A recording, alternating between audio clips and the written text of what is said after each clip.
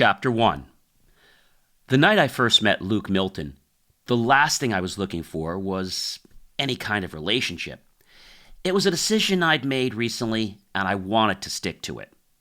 Not least because I was so obviously crap at them, or so my last two boyfriends had told me. I was having a drink Friday night after work with the office. It was the end of Freshers Week at the university, and the new students were in general settling in well. So we thought we deserved some kind of celebration.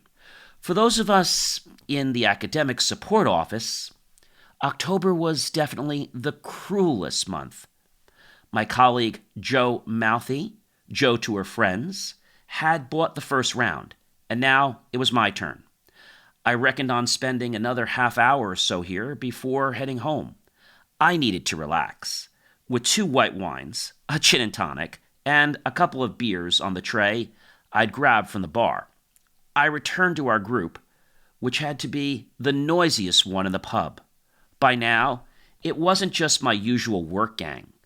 A blond man, early 20s at a glance, with the longest, most elegant fingers I'd ever seen on a bloke, was sitting at the table as well, squeezed up next to Jo. He was nursing a beer. When he glanced at me, I felt cold for a moment or two, as if everything was out of step. He frowned, and I nodded before depositing the tray on the table and sliding into my seat. Opposite him, Jo introduced him.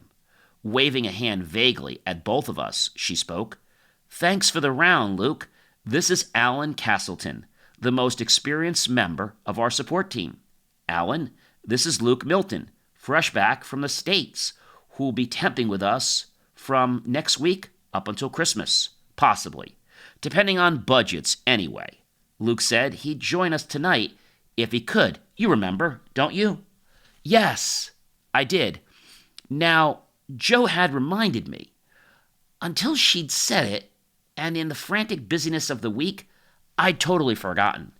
Luke half stood up and reached across the table, hand held out. I swallowed, told myself not to be more of an idiot than I probably seemed, and took it. His palm felt warm.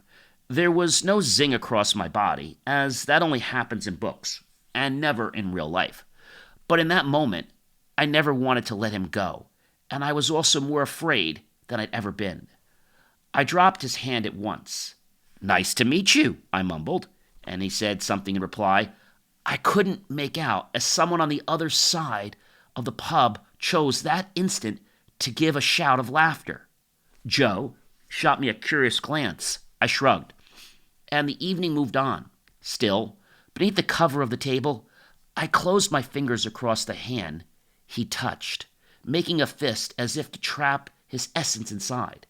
My head was buzzing, and I couldn't make sense of what I was doing here anymore. The conversation was nothing more than noise. I didn't stay for the third round of drinks. Instead, I took the opportunity to retrieve my jacket and say a quick goodbye to the group. I didn't look at Luke. Outside the pub, the wind bit into my face, and I had to blink away tears. What the hell was wrong with me? The sooner I was home, the better. I'd only gone a few steps into the night when someone seized my arm and swung me round. I raised my fist to defend myself, heart racing, and my hand came to a halt just millimeters from Luke Milton's cheekbone. For a few seconds, we stared at each other. Both of us were panting. Then, of their own accord, my fingers stretched out from the fist I'd made and slowly, carefully touched his hair instead. He reached up, pulled down my hand, leaned forward, and kissed me. He was still holding my elbow and my fingers. His mouth opened, and I pushed my tongue inside.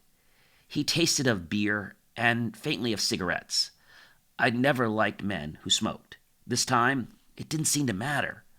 The only points were we were touching where our arms and mouths. My heart was thundering in my chest, and my mind was empty. I felt as if nothing outside our lips and arms existed, and we might be there forever, just kissing. Finally, I came to my senses, twisted myself out of his grip, and shoved him away. I did it so hard, he almost stumbled before recovering himself and giving a snort of uncertain laughter.